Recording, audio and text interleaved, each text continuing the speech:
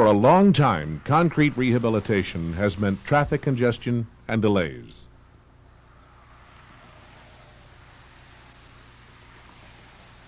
But over the last few years, fast-track technology has allowed permanent, full-depth concrete repairs to be made and open to traffic in as little as 4 hours.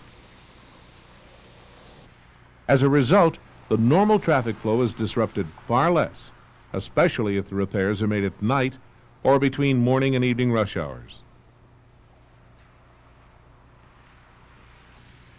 In this program, we'll take a look at the major considerations for early opening of full-depth concrete repairs.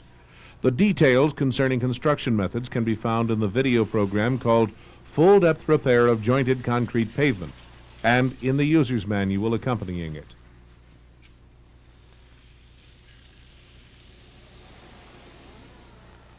Many states have been involved in experimenting with and refining fast-track concrete technology. Today, even conventional equipment and techniques are being used routinely for fast-track repairs. Of course, a fast-setting concrete mix has to be used, but the real secret to a successful early opening project is to carefully plan, schedule, and evaluate the work. Let's start with planning. The first question is there a need for fast-track construction? The answer can be found by considering at least 4 factors. First, traffic congestion and delays on both the road to be repaired and any detour routes. Second, availability of alternate routes. Third, worker safety at the project site. And fourth, the possibility of expediting construction of the overall project.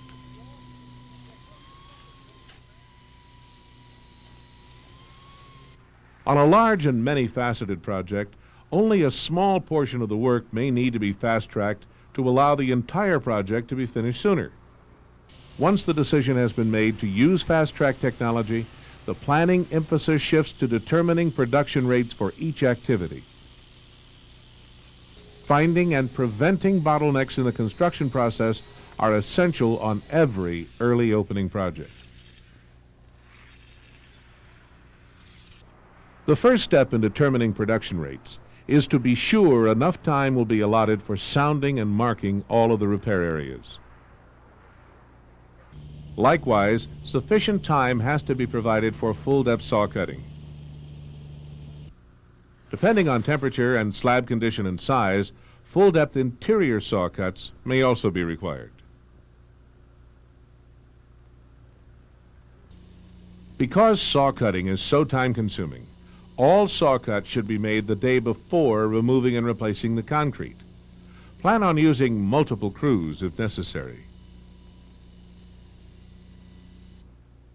Be careful, though, not to plan so tightly that more than 1 day can elapse between saw cutting and replacing the concrete. If the isolated slabs are exposed to heavy traffic for more than a day, excessive pumping and erosion can occur beneath the slab. Also keep in mind that saws are needed for joint construction after the repairs have been made. So, on large projects, you'll have to plan for double duty or additional crews and equipment. As for removing the concrete, always plan for the lift-out method. Not only is this the quickest way to remove concrete, it also leaves the repair area mostly undisturbed. To further speed up the process, the holes for the lift hooks can be drilled immediately after saw cutting. Of course, planning the number of slabs to remove per day depends on the production rates for pavement preparation and concrete placement, finishing, and curing. And that brings us to planning the next phase. Because all full-depth repairs will require dowel bars, it's essential that a gang drill be used to drill the holes. Along with speeding up the drilling process, this equipment helps ensure that all holes are accurately aligned. Another possible bottleneck to consider during planning is finishing the concrete. Although one crew can usually place and vibrate the concrete for all of the repairs, Several finishing crews may be required to keep up with the placement operation.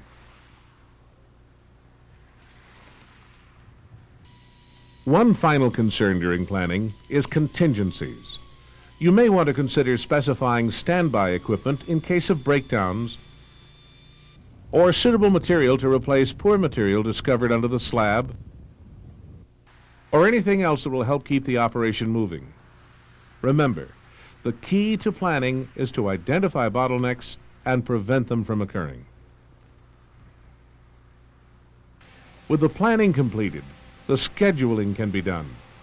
The emphasis here should be on the order and timing of events rather than on a day-to-day schedule. That's because the goal of scheduling is to arrange the work so that as one crew finishes an activity, the next crew can begin working. Schedules should be changed daily to allow for the amount of saw cutting completed.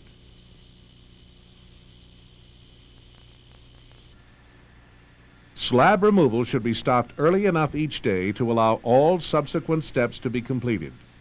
To make this decision, you'll have to consider the nominal curing time for the material being used, the productivity of the work crews, and the time at which the repairs have to be open to traffic.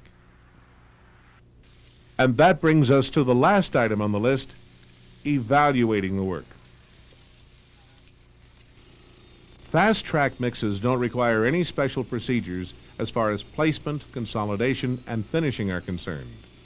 If the amount of available working time becomes a problem when using mixes with set accelerators, the admixture should be added at the job site to provide more working time.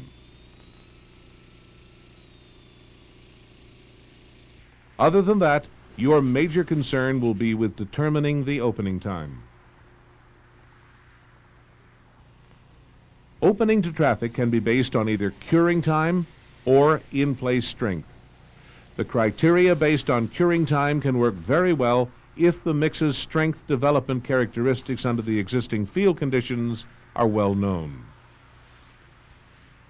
However, opening criteria based on in-place strength are more reliable. Both non-destructive and destructive testing procedures are available for determining the in-place strength of concrete.